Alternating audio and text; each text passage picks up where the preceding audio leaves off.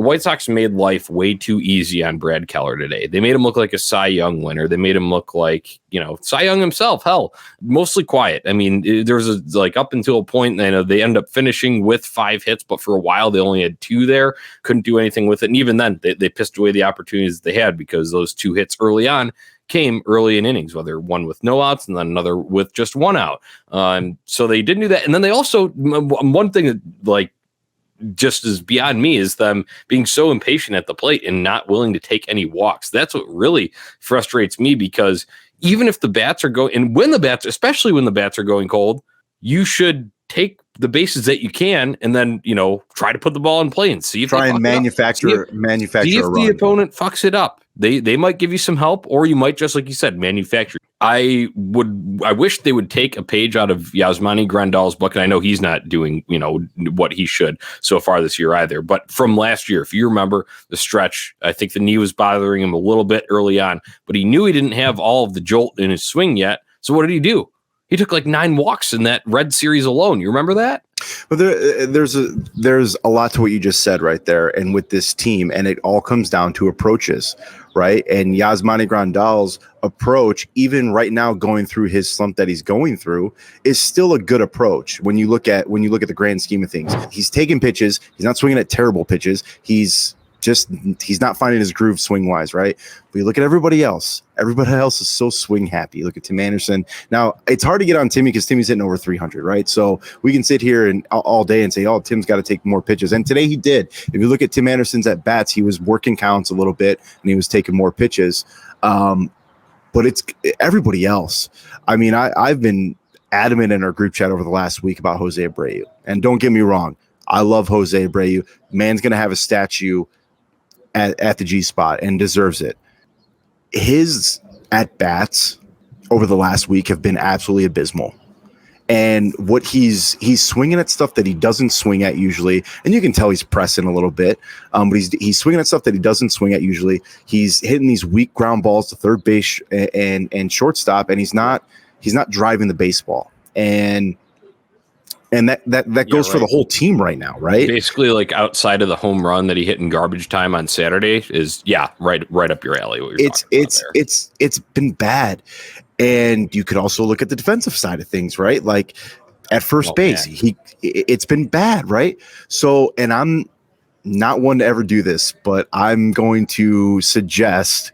And we need drastic measures here, so I'm all for it. I'm open. I know it's not going to happen. I know it's not going to happen, but I do think Jose Abreu on the offensive and defensive side needs to take a game or 2 off. Yeah, sit him. At least one could do him well. Because he needs to clear his head. But if you look at the grand scheme of things, what good is he doing on the field right now for us? Yeah. I mean, there was a period before this kind of stretch where he was just hitting it hard, but right at people. So that's right. It's okay. Hopefully those find holes. But unfortunately for us, like I said in our group chat today, we're only allowed one that's allowed to find the grass a game. Right. Hit it really hard.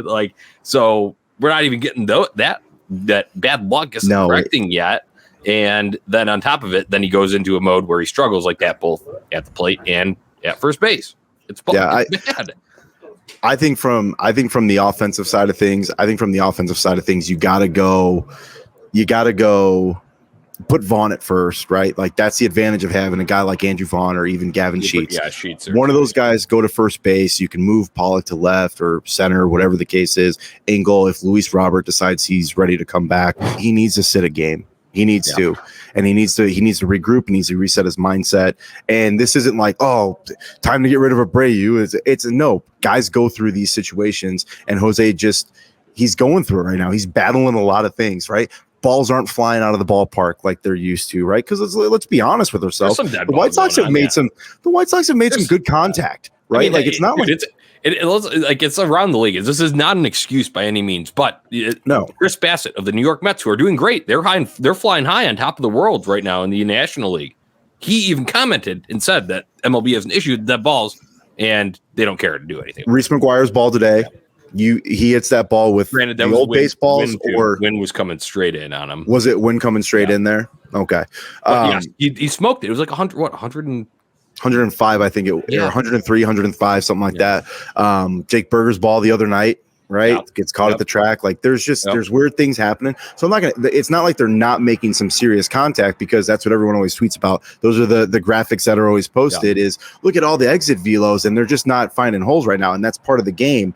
But when you're struggling as much as the Sox are, like that stuff gets magnified. I more look at the approaches at the plate, and the approaches at the plate have been abysmal. But outside of maybe Anderson a little bit and Grandal, they've been terrible. And Andrew Vaughn, I don't want to forget Andrew Vaughn, because he's been their offense. But they've been abysmal. That needs to change. And I'm very big into I don't like to follow trends and stats and stuff like that, but I finally agree with people. Like they need to start taking some walks, or try to work. There's a stat, I believe, is from Pinos from Sox Machine. He had the stat out today that total walks in this 3-game series, the Royals took, I think it was 28. Granted, there was an 11 walk game mixed in there, but 28 to 5 total for the White Sox. That cannot continue.